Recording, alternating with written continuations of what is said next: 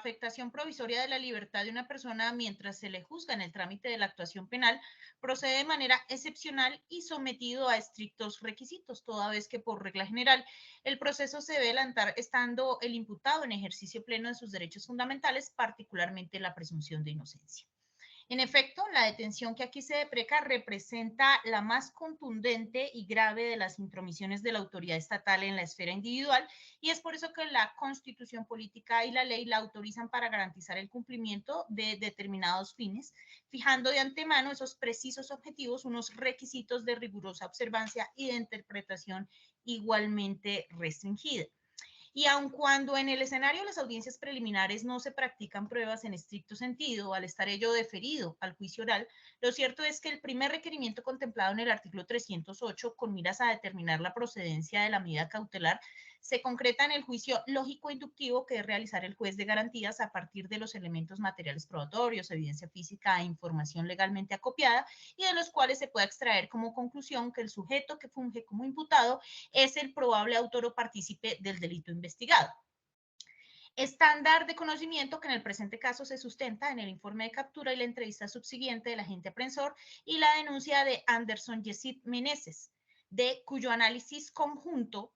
y al tamiz de la sana crítica se desprenden las siguientes premisas fácticas. La primera, que sobre las 5:30 de la tarde del 17 de marzo de 2023, César Heriberto Pichú Lara y Albert Alexander Ortiz Puente presuntamente se desplazaban en la ruta F60 y tras desplegar una serie de maniobras distractoras y haber empujado a la víctima, se habrían apoderado de un teléfono celular que éste tenía en el bolsillo del pantalón, percatándose el afectado de la entrega que se hizo a otra de las ocupantes del bus, lo que impidió su recuperación. La siguiente hipótesis es que una vez descienden del articulado son alcanzados por los uniformados por el señalamiento que hiciera el señor Meneses Pérez de haber sido quienes afectaron su patrimonio económico. Entonces, ese señalamiento que sobre ellos recae y la advertida flagrancia hacen colegir fundadamente que Pichú, Lara y Ortiz Puentes pudieron haber incurrido en la conducta descrita por el legislador en el artículo 239 del Código Penal, es decir, haberse apoderado de cosa mueble ajena en provecho propio o de un tercero, no siendo necesario agotar o ejecutar el verbo rector directamente, pues ello desquiciaría y vaciaría el contenido y el alcance de figuras como la coautoría. También estos elementos cognitivos apuntan a que al parecer habrían actuado sincronizada y coordinadamente, revelando así un designio común o acuerdo previo, siendo su aporte esencial y no meramente accesorio o circunstancial. Agotado ese análisis y de cara a lo invocado por el órgano requirente en esta audiencia, recordemos que fue el propio constituyente el que previó que las medidas de aseguramiento puedan ser decretadas para proveer las condiciones necesarias para la protección de la comunidad. Criterio preventivo asociado a los riesgos y efectivas vulneraciones de los derechos de terceros ajenos a la comisión del injusto y que la Corte Constitucional justificó en el principio de prevalencia del interés general y en los fines esenciales del Estado, como la prosperidad de los coasociados, la tolerante convivencia y la vigencia de un orden justo, entre otras. En punto del pronóstico sobre si la libertad de una persona comporta una amenaza para los intereses colectivos, el artículo 310 de la Ley 906 exige que para determinar su existencia, además de la gravedad, modalidad y monto de la sanción, deben ponderarse circunstancias tales como la continuación de la actividad delincuencial con miras a anticiparse a escenarios de posible reincidencia o reiteración. Presupuestos que bajo la óptica del caso concreto procederemos a estudiar. Este tipo de conductas de oportunidad, de ocasión o incluso el usufructo intencional del descuido ajeno no son aquellas denominadas de alto impacto que causan zozobra o conmoción, verbigracia cuando se despliega violencia contra la víctima o se intimida con armas potencialmente letales. Pero sí causan alarma, malestar y una percepción generalizada de inseguridad en una sociedad que, como la nuestra, privilegia la propiedad privada. Además que hoy por hoy los celulares son una ventana panorámica de la intimidad de las personas al ser herramientas donde no solamente se almacenan fotos, contactos, información laboral, sino también permiten el acceso a cuentas bancarias, lo que incrementa el espectro de lesividad del injusto. La modalidad es dolosa, ya que no se permite otra graduación a la luz de la dogmática penal y la sanción parte de 32 meses. guarismo que se aumenta en la mitad en virtud de la concurrencia de causales de agravación para un total de 48 meses, lo que permite anticipar también la satisfacción del presupuesto de carácter objetivo, el numeral segundo del artículo 313 del Código Adjetivo, para la procedencia de una medida de aseguramiento de atención preventiva en establecimiento carcelario, amén de ser un delito que de oficio es investigable. Lo que es suyo nos permite abordar el tema de la continuación de la actividad delictiva.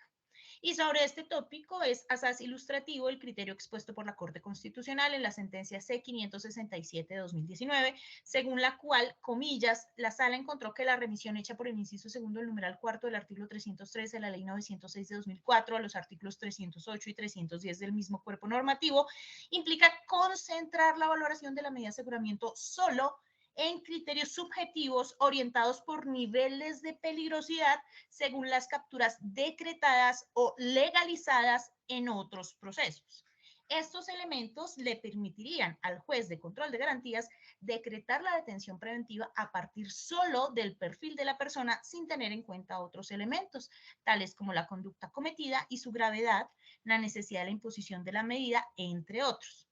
En otras palabras, se reconocería la posibilidad de detener y juzgar a una persona solo en virtud de su pasado o por la forma de ser o conducir su vida, derecho penal de autor, y no en virtud de sus actos, situación que es contraria al inciso segundo del artículo 29 de la Constitución y a las reglas fijadas por la sentencia C-121-2012.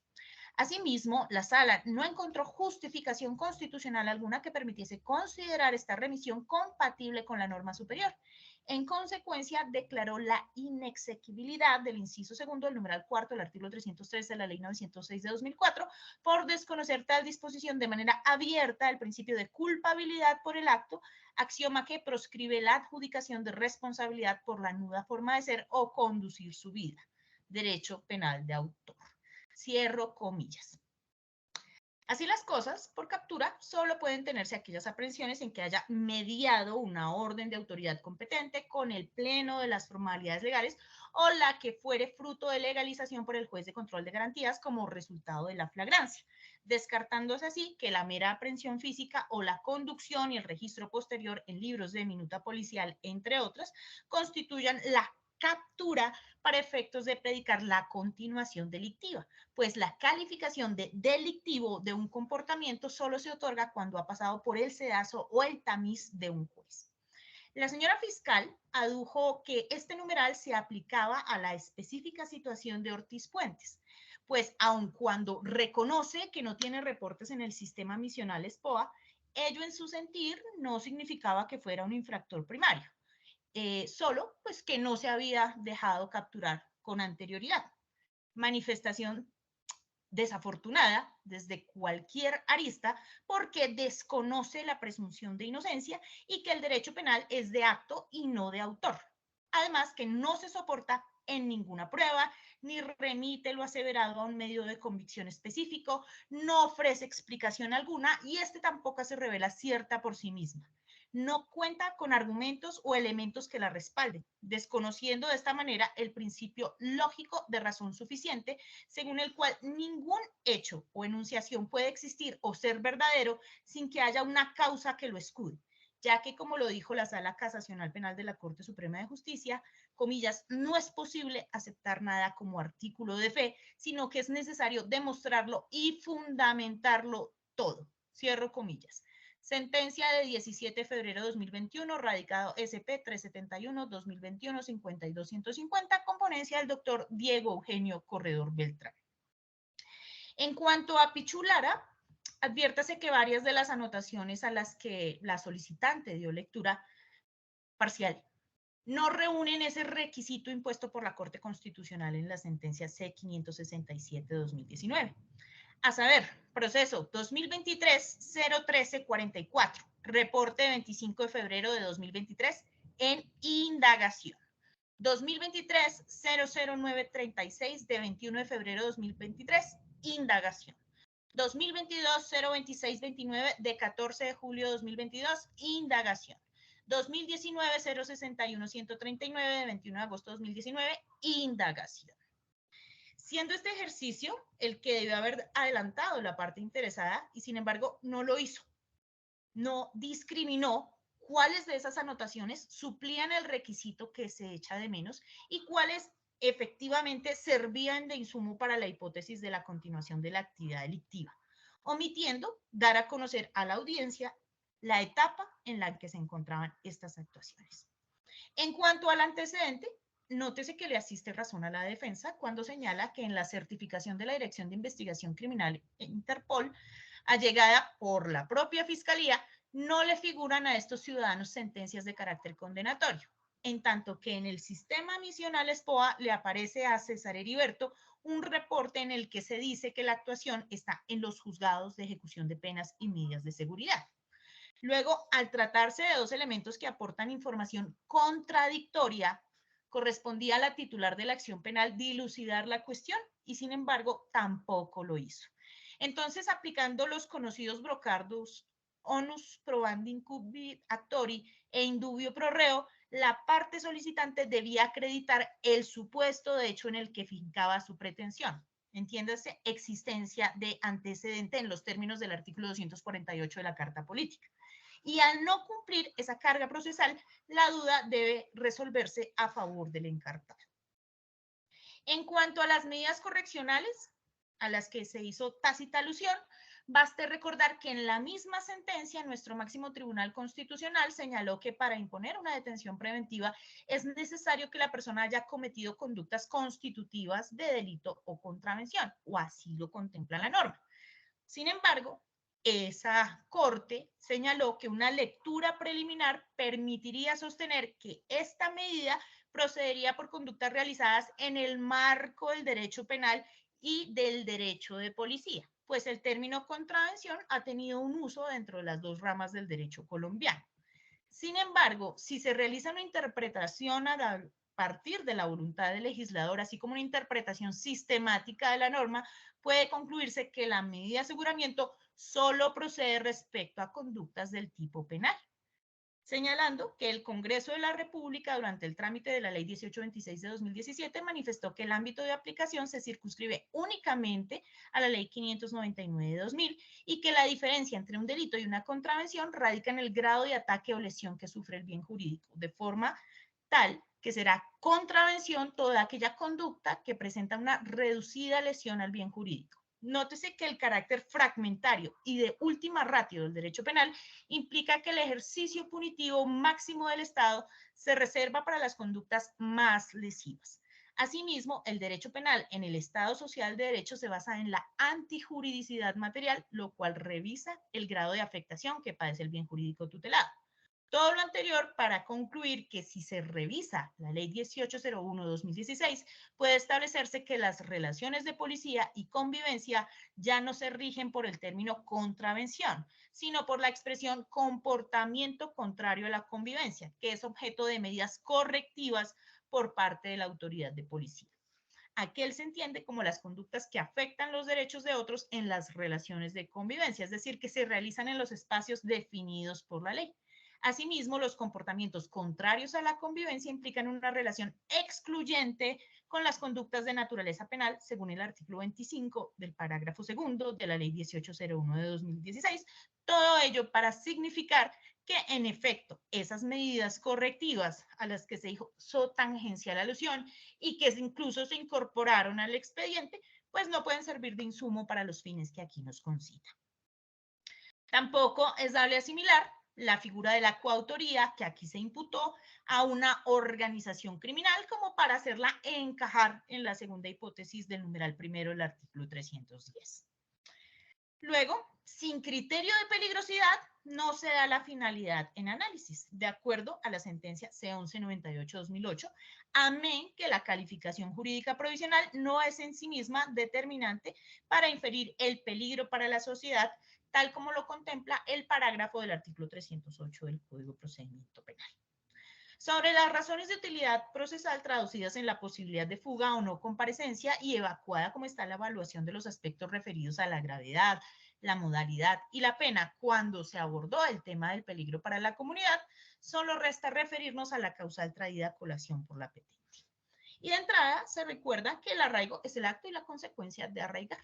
afincarse de modo permanente, afianzarse, ganar firmeza o echar raíces. Y ha dicho la Sala Casacional Penal de la Corte Suprema de Justicia que supone la existencia de un vínculo del procesado con el lugar donde reside, lo cual se acredita con distintos elementos de juicio, entre otros, tener una residencia fija y estable, vivir en ella junto con la familia y estar presto a atender el requerimiento de las autoridades. De suerte que no solo comprende la noción del domicilio, sino todo un entramado, un tejido social que dé cuenta del desempeño personal, laboral, familiar de alguien, a partir del cual se puede hacer pensar que el vínculo es tan robusto o tan fuerte que la amenaza de una potencial pena no sea suficiente para disuadir a la gente de abandonar todo ese proyecto de vida que llevaba hasta antes de la presunta comisión del injusto. Entonces, la judicatura debe contar con un referente objetivo que le permita suponer fundadamente que el imputado no evadirá el cumplimiento de una eventual pena o no se sustraerá del deber constitucional de colaboración con la Administración de Justicia, torpedeando o entorpeciendo el normal desenvolvimiento de las audiencias y etapas subsiguientes del proceso penal por su contumacia o reticencia y frustrando de paso la legítima expectativa de las víctimas a obtener la verdad, la justicia y reparación, objetivos que se materializan tras el proferimiento de una sentencia.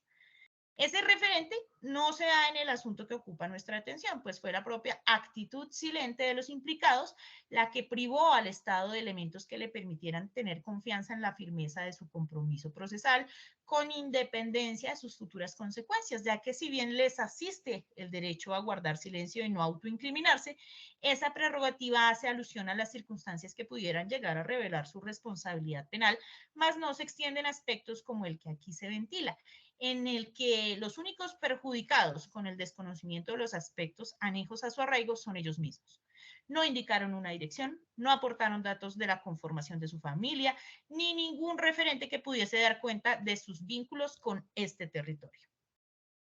No se comparte la tesis de la Fiscalía según la cual, como ingresaron ilegalmente, así pueden salir, lo que comporta varias premisas que no están acreditadas. El primero, sobre el estatus migratorio, sin la referencia a ningún elemento que soporte esa afirmación, y segundo, que les sea fácil abandonar el país por el mero hecho de ser extranjeros, ya que para nadie es un secreto el azaroso periplo que algunos venezolanos deben afrontar para trasladarse caminando cientos de kilómetros a la intemperie, enfrentándose a los peligros de nuestra orografía, entre otras vicisitudes. Eso es todo menos sencillo. Pero lo cierto es que al no aparecer en bases de datos colombianas, cuando no hay o cuando son prácticamente nulos los canales de comunicación binacional, se torna virtualmente irrastreable para el Estado estas personas, existiendo no la posibilidad de abandonar el país o la facilidad para abandonar el país, pero sí la posibilidad de permanecer ocultos. Por eso hay que ser sumamente cuidadosos con el lenguaje que empleamos en el foro judicial para no terminar lesionando la presunción de inocencia y la dignidad humana y de paso para no incurrir en conductas xenofóbicas. Ahora bien, para conjurar o contrarrestar que se vea frustrada la efectividad de la administración de justicia o nugatorios los derechos a las víctimas a la verdad, a la justicia y a la reparación, se pregunta el despacho si será necesaria la privación de la libertad de César Heriberto Pichú Lara y de Albert Alexander Ortiz Puentes. Y para dar cabal alcance a esa pregunta, es oportuno hacer énfasis que la ley procesal penal colombiana consagra un régimen de limitación de derechos basado en la gradualidad y la proporcionalidad. Y por ende las medidas de aseguramiento solo pueden ser impuestas cuando se adviertan indispensables y no reemplazables por otras menos gravosas o aflictivas. Ha dicho la Corte Constitucional que en esta materia debe procederse bajo un estricto criterio de necesidad probada y en caso de no concurrir este requisito, el juez solo está habilitado para decretar medidas no privativas de la libertad. Textualmente, en la sentencia C-469-2016, dicho tribunal indicó lo siguiente, haciendo alusión al Código de Procedimiento Penal, establece un esquema de medidas de aseguramiento privativas de la libertad, limitativas de la libertad e impositivas de otras obligaciones, todas con el fin de alcanzar los fines constitucionales citados. Debido a esta estructura, el esquema de medidas de aseguramiento es típicamente gradual, diferenciado y proporcionado en torno a las afectaciones a los derechos del investigado en relación con dichos objetivos. El legislador establece un mandato general de afirmación de la libertad y de su restricción únicamente en condiciones excepcionales, necesarias, adecuadas, proporcionales y razonables. La regulación procesal penal además fija reglas específicas sobre la procedibilidad de la medida de aseguramiento de detención preventiva bajo un estricto criterio de necesidad probada. Y en caso de no concurrir este requisito, el juez solo está habilitado para decretar medidas no privativas de la libertad. Esa carga no fue satisfecha por la parte solicitante, no siendo un mero esfuerzo retórico o discursivo, ni un mecánico checklist, sino una verdadera carga acreditativa que en el caso concreto se ofrece ausente.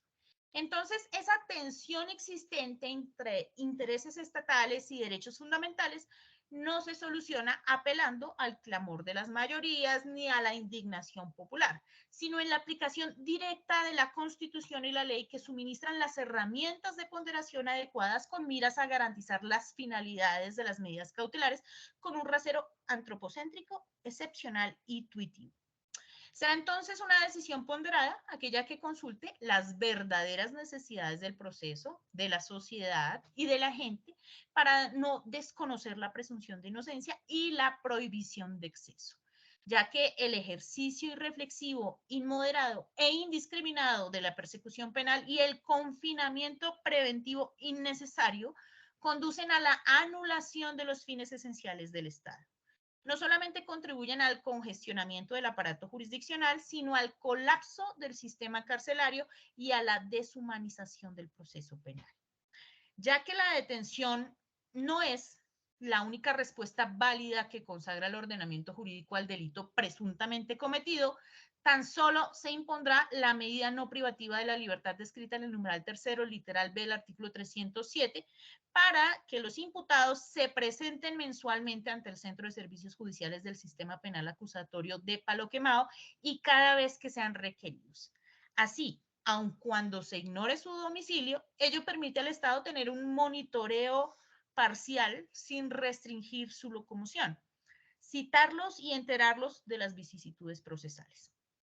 Puede que la detención sea eficaz e idónea para garantizar que comparezcan, pero no estrictamente necesaria o indispensable, ya que se deben preferir aquellas opciones que en menor medida afecten el patrimonio fundamental, siendo la descrita más razonable y menos intrusiva de cara a los principios pro homine y pro libertatis. Idéntica función cumpliría un mecanismo de rastreo o vigilancia electrónica, pero sería inane su imposición porque el IMPEC no los tiene en existencias. Se restablecerá entonces el derecho intervenido previa suscripción de diligencia de compromiso en la que se obliguen a las presentaciones periódicas ya enunciadas y se librará la respectiva boleta de libertad. Esta decisión se notifica en estrados y contra ella proceden los recursos de ley por la Fiscalía. Sin recurso, señora juez. Por la defensa. Conforme con su decisión, doctora. No siendo otro el objeto de la presente diligencia, dejamos constancia que ellos han respetado y mantenido incólumes los derechos y garantías de cada uno de los intervinientes y la damos por concluida siendo las 8:10 de la noche. Muchas gracias. Gracias, doctora. Gracias, doctora. Permiso.